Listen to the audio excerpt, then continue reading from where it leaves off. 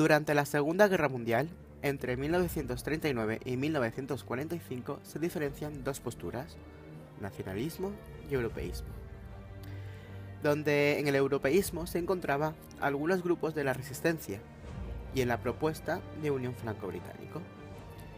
Desde la resistencia se rechazaba la ideología nacionalista. En la posguerra, el programa de la resistencia no se hizo realidad. Sus militantes no consiguieron ser una organización política duradera. Churchill propuso en junio de 1940 al gobierno francés de Paul Renaud una unión que se basaba en los estudios económicos llevados a cabo por Duvin y algunas propuestas de Monnet. Estas propuestas fueron aceptadas más bien en Inglaterra y rechazadas en Francia. La propuesta de Churchill.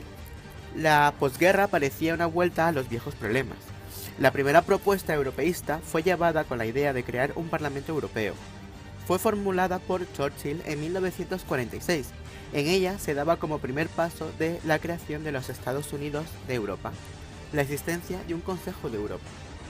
Se llevó a diferentes acontecimientos donde facilitaron este camino en 1947. Primer acontecimiento fue la decadencia de Gran Bretaña como potencia mundial, ya que no podía mantener sus obligaciones en el Próximo Oriente.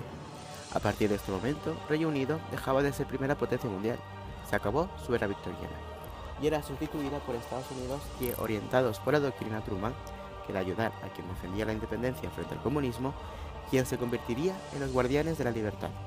Esto otorgó a Reino Unido un nuevo papel. Ya no era el imperio colonial preocupado por el equilibrio de las distintas potencias, lo que había alejado a Europa.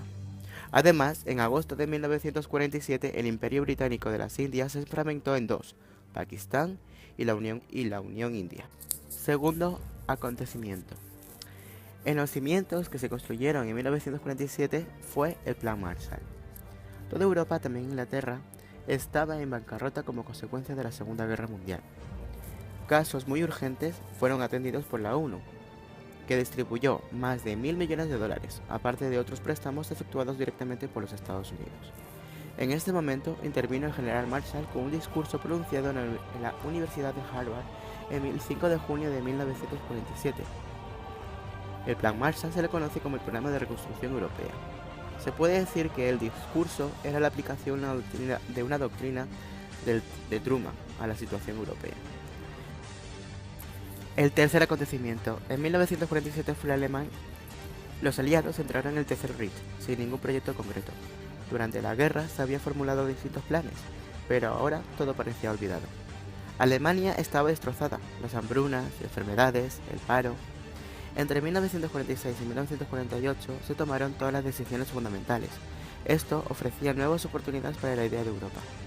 No podía dejarse a Alemania en la miseria, pero al mismo tiempo habría que hacer todo lo posible para evitar el renacimiento de su nacionalismo. Por ello, la integración europea parecía como la única solución. En 1947 se presenció una eclosión de movimientos a favor de la Unión Europea. La Unión Europea de Federalistas, la UEF, proyectaba una Unión Europea contra el Tercer Bloque, es decir, como fuerza pacificadora entre las dos superpotencias, pero había tendencias muy dispares.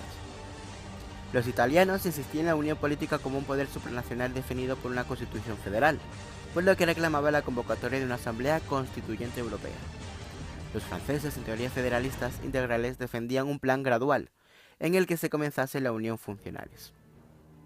Junto a la UEF aparecen otros muchos movimientos: el Comité para la Unión Europea, fundado por Churchill, la Unión Parlamentaria Europea, promovida por Carnegie. Se abrió una primera fase del proceso de integración europea, conocida como la etapa de los congresos. Finalmente, en la reunión de París del 11 de noviembre de 1947, los comités nacionales de la LCE, la UEF, la UPE y el MEU se fundieron en un comité internacional para la Unión de Europa.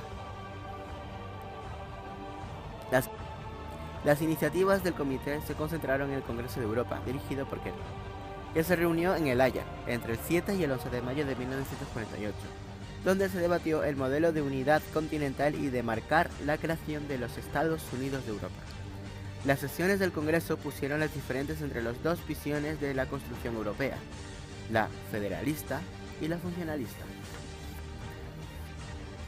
La victoria se la llevó los federalistas. Los trabajos del Congreso tuvieron lugar en 3 comisiones muy importantes, que fueron la política, económica y cultura.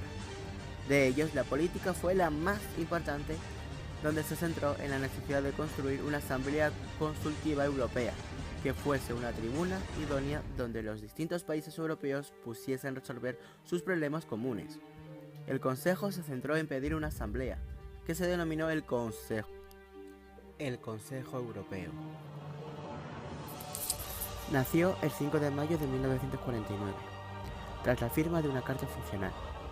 El Tratado de Londres por parte de Bélgica, Francia, Luxemburgo, Países Bajos y Reino Unido, y poco después se metieron Irlanda, Italia, Dinamarca, Noruega y Suecia. Llevó a cabo una redacción en 1950 del Convenio Europeo para la Protección de los Derechos Humanos y las Libertades Fundamentales, donde en 1953 entró en vigor.